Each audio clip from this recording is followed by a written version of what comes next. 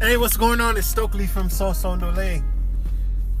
Wow, Yeah, let's practice some gratefulness. Oh, the sun is shining. I don't feel any pain right now.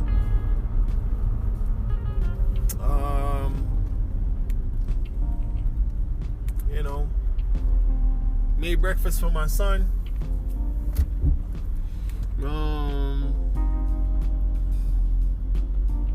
A lot of people that I care about, they're still alive. I saw some of them yesterday, visited some of my relatives yesterday. Good to see them still kicking around on this side.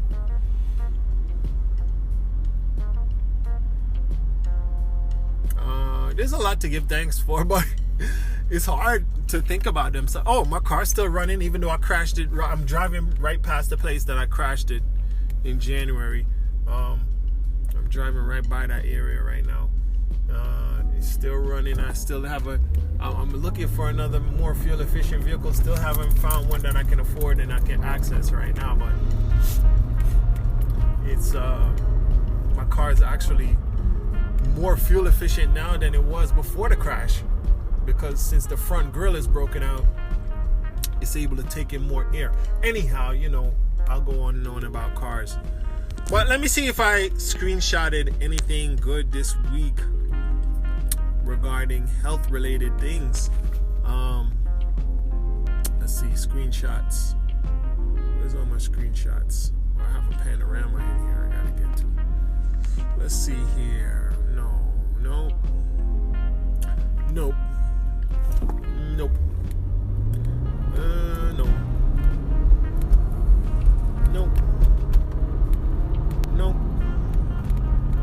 No. Oh, here's one. DuPont to pay $1.2 billion contaminating drinking water with forever chemicals. Now that's grammatically incorrect sentence, but it's all right. Oh, I read it wrong. DuPont to pay $1.2 billion. Oh, no, I didn't read it wrong. It's wrong. It should say DuPont to pay $1.2 billion for contaminated drinking water, but they didn't put the 4 in it, so I don't know. So this is from Democracy Now! It says DuPont and 2 spin-off companies, Chemours and Corteva, have agreed to pay $1.2 billion to settle liability claims brought by municipal water agencies who say the companies knowingly contaminated drinking water supplies around the United States. The settlement will pay into a fund to help remove the toxic substances known as PFAS, or colloquially forever chemicals, which can take centuries to break down in the environment.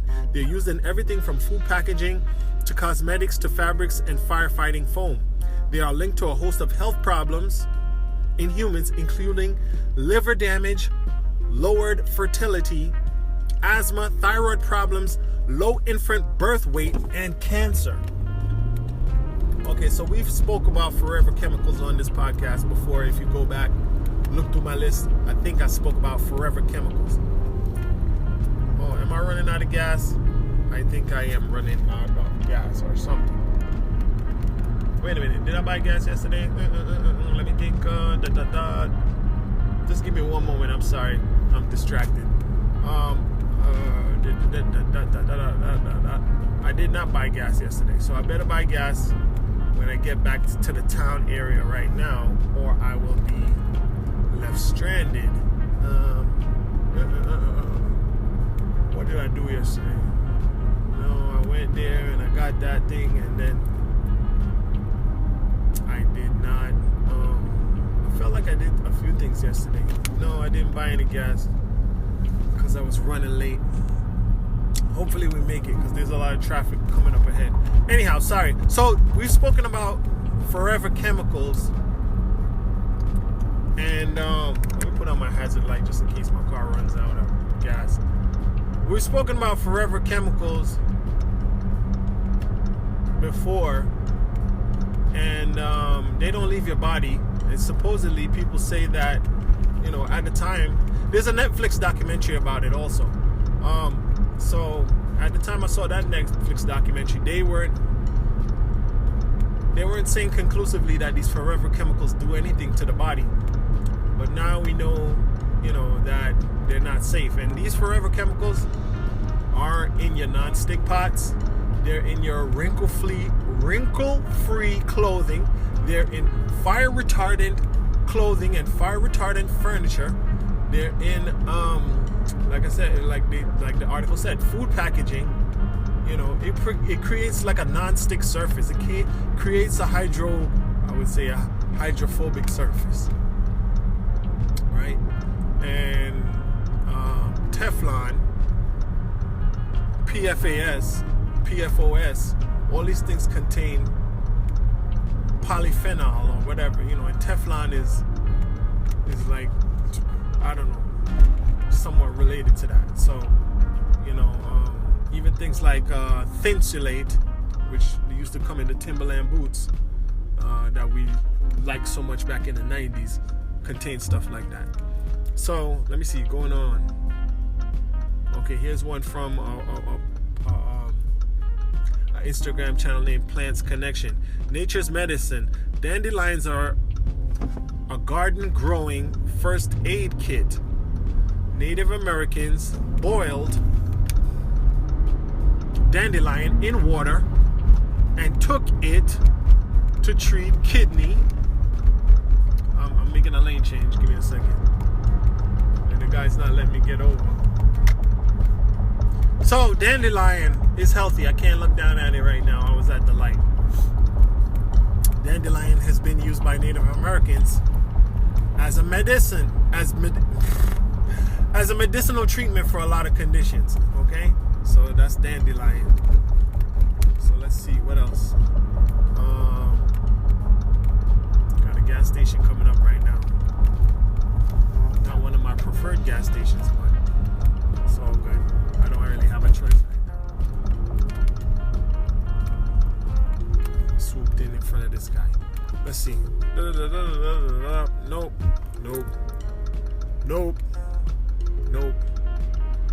Okay, so a guy that I follow online named Dr. Shiva,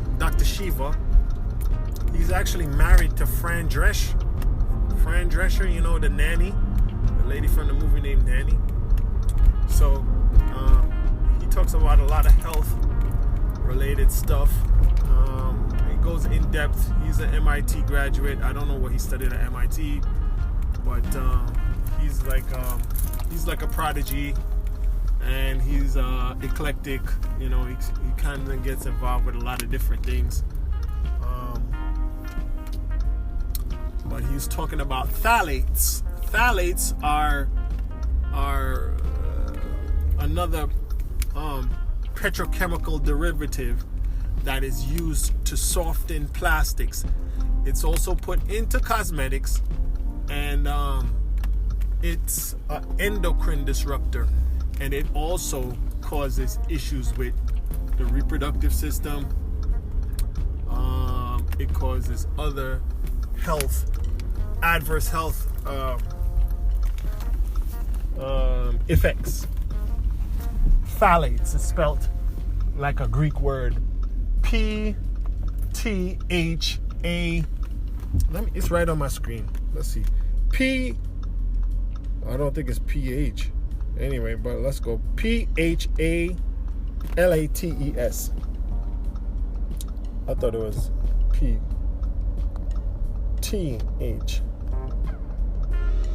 But hey, whatever. So, here's another Washington Post article. It says it's never too late to boost your brain health. It's never too late for exercise to boost your brain health. And we've already spoken about on this channel, on this podcast, that physical activity helps your brain. It's good to get physical activity if you have Parkinson's. It's good to have physical activity when you're in school. It helps your learning. They've already done the studies and shown that the areas of the brain are more active and more receptive to retaining information when you exercise right before you start studying. So Washington Post has a post about that. It's called "It's Never Too Late for Exercise to Boost Your Brain Health." And then the caption under it says, "Exercise can sharpen your thinking and keep your brain healthy as you age."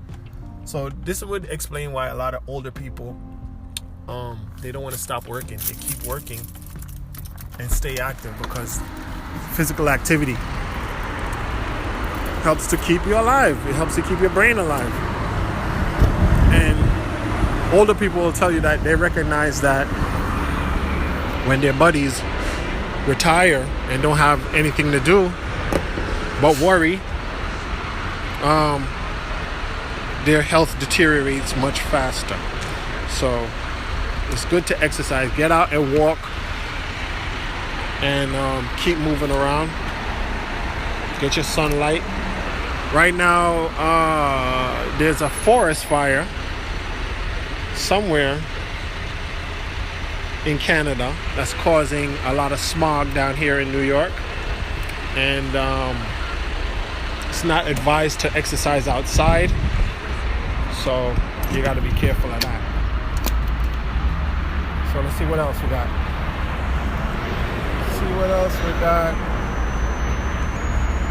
Okay. Percentage growth in people waiting in jail for a bed in a psychiatric hospital. So here the Wall Street Journal shows that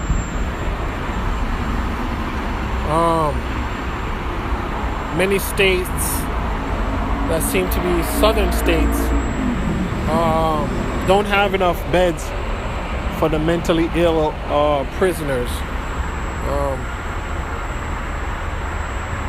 So that's something that needs to be addressed, especially since we have a 40% increase in mental health issues since the pandemic. Or maybe we only noticed them, I don't know. Alright, let's see what else is going on.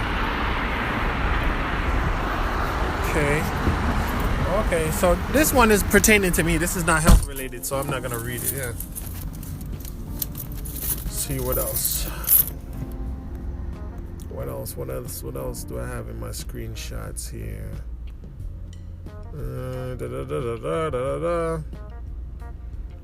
Oh, I don't know if I even want to. Do I want to talk about this? Okay, let me talk about this. Now, I was talking to Google's artificial intelligence search engine. I don't really find it too intelligent, because it told me that it could not make an Excel sheet. So it's not it's not ChatGPT, and it's not OpenAI, and it's not the big one. It's just their low-level AI search engine called Bard, B-A-R-D. Can you stop? So I asked Bard, what percentage of men watch pornography? And Bard responded 80%. Now, I hope I mentioned before that pornography is associated with impotence, because it creates a false image of how people are to engage in intimacy. So, but I'm not going to go into that right now. But pornography is unhealthy, in my opinion, not only psychologically.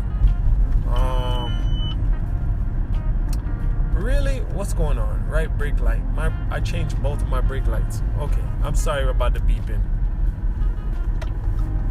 So,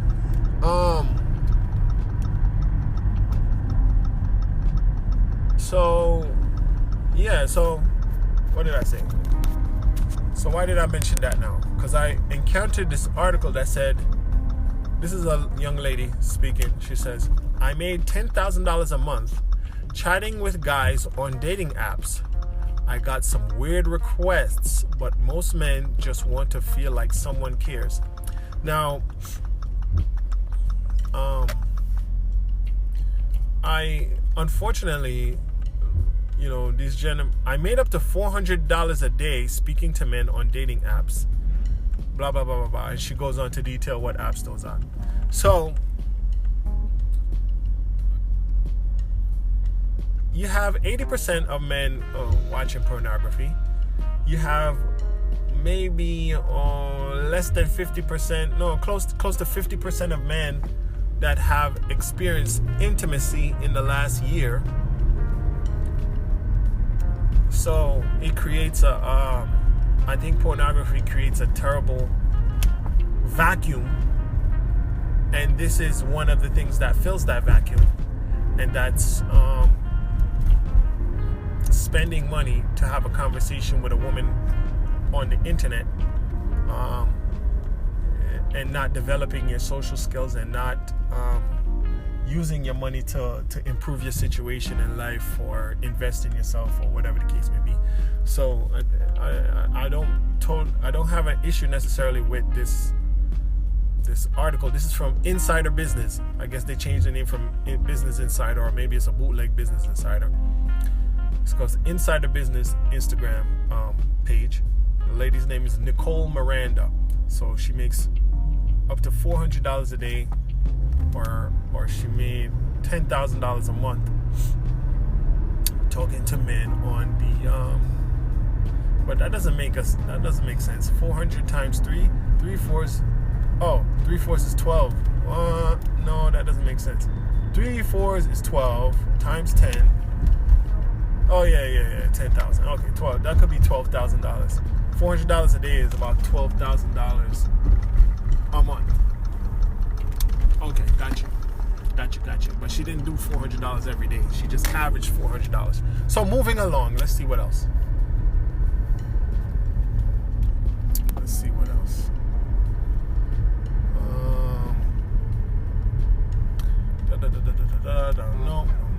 No. Do not use pesticides. Okay, this is from the New York City government. I think it's from the Department of Health. Yes, it is from the New York City Department of Health. It says, never use illegal pesticides such as Sniper, DDVP, Tempo Dust, Chinese roach chalk,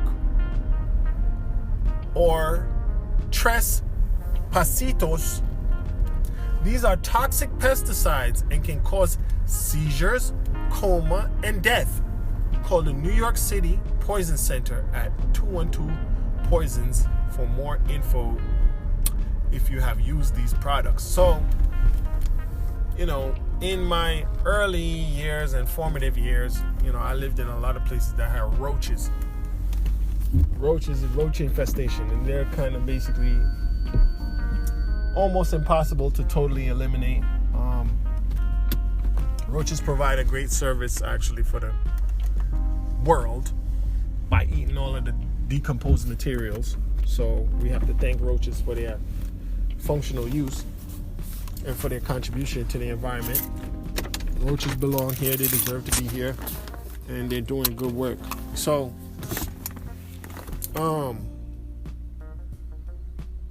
they have these white powders that are used to kill roaches. Either you spray it into a certain place, or you use the chalk and you draw the chalk around the perimeter of the area that you want to remove the roaches from, and they eat it, and then they die. But apparently these pesticides are also harmful to people. They could cause seizures, coma, and death. And I would think that they're more dangerous to children, because children don't really know what they're encountering. And so it says, like I already said it, call the New York City Poison Center if you've used these products. And I have used these products way back in the 90s. Fortunately, at the turn of the 2000s, we moved, and the place we moved to didn't have any roaches, thank goodness. And we tried to knock out all the roaches out of our stuff before we went to the new house. So we haven't had any roaches for the past 23 years, but all the years before that we had roaches. Let's see here. Let's see what else. CEO. Nope. Let's see what this guy's saying. Meditation. This is from Epoch Times. Meditation can change your microbiome, metabolites, and even blood, says Dr. Hemal Patel, a professor and vice chair for research at the University of California, San Diego, Department of Anesthesiology. Patel has been at the forefront of studying how meditation creates profound physical changes in the human body. Okay, so meditation can change your microbiome, metabolites, and even blood. So wow, look at that. You know, that's good news. I mean, you know, if I don't know how to meditate, but there you go. Let's see what else is going on.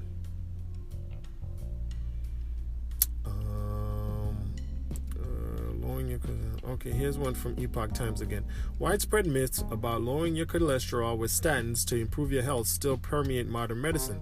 A comprehensive review of the literature published in 2018 found that LDL cholesterol does not cause heart disease, so statins' ability to lower LDLs is of dubious value. Over a 5-year period, taking a statin once you've had a heart attack will only increase your life expectancy by 4 days. Just like COVID-19, they manipulate. Okay, I don't want to get political. The chances heart attack is only 1.1% lower than if you're not taking it. That's your absolute not relative risk. So it's saying that statins, which is a medication used to lower cholesterol, aren't really useful and only increase your life expectancy by 4 days. So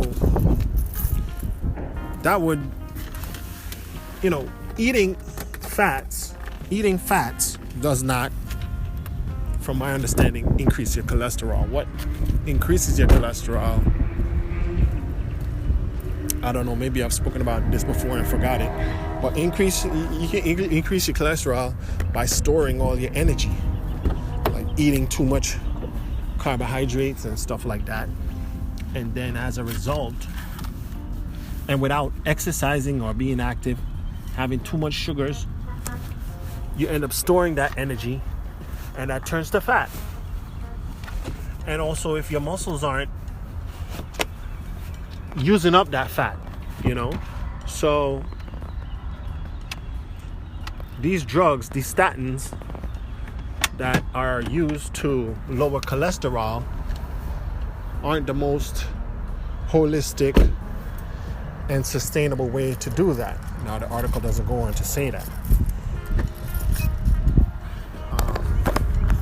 And the Epoch Times is saying after a 5-year study, it shows that it doesn't help that much at all.